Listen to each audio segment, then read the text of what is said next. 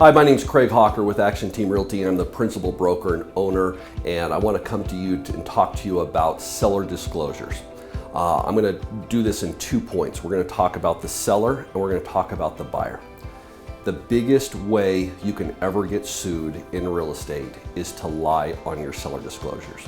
So if you are the seller, it's important that you know that there's a 6-page document called a seller disclosure form. Okay. You also have an addendum to that you can write additional items that will be important for people to know. Okay. It's important that you understand that it's called a material fact. Okay. That's the legal jargon or the legal word that you need to understand. If a buyer, a buyer's agent, or an inspector would not be able to know about something with their naked eye, you have to disclose it if you know something about it. So, for example, let's use right behind this whiteboard. Let's say there was a plumbing leak that happened there, and you went ahead and you fixed that leak. You would then need to disclose it. Why? Because the drywall has been fixed, the paint has been fixed, and nobody would ever know with their naked eye that they would know that there was never a leak behind there. Okay, so that's really important. So when you're the seller and you're always wondering, well, should I disclose it? I don't know. I don't really want to make it awkward because it was kind of a big deal. That's when you have to disclose. If you are questioning if you should disclose, disclose. I always use the word disclose, disclose, disclose. Why? Because I don't ever want any one of my sellers that I represent to ever go to court because a buyer thinks that there's something wrong. And here's what happens, okay?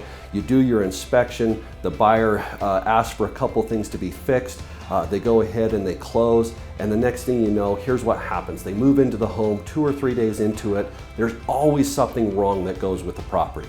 And then they'll call me up and they'll say, hey, you know, there was something that happened and we can't figure this out. And then I'll call the seller and the seller's like, oh, well, you just need to do this. We had this problem and this problem. And then I go back and tell that to the buyer, and immediately they say, well, they knew about that and they didn't disclose it? And then they say, uh-oh, there's probably a lot of other things that they forgot to disclose. So in real estate, it is a law that you have to fill out those seller disclosures. At Action Team Realty, we like to give people time to fill those out. It's important that you think about it. Many people have lived in their home for 5 or 10 or 15 years, and they've forgotten that there was a leak in the basement, or they forgot that they had an electrical issue 7 years ago. And it's not because they're being dishonest, it's not because they're immoral, it's more of they just honestly have kind of put that out of their mind and they've not thought about it. So when I represent my sellers, I always say, hey, think about all of the times that you've hired an electrician, a plumber, HVAC system, a roofer, any contractor that you've had come into your home. Those really need to be disclosed. Now you would say, well, hey, I fixed it. Do I need to disclose it? Of course you do.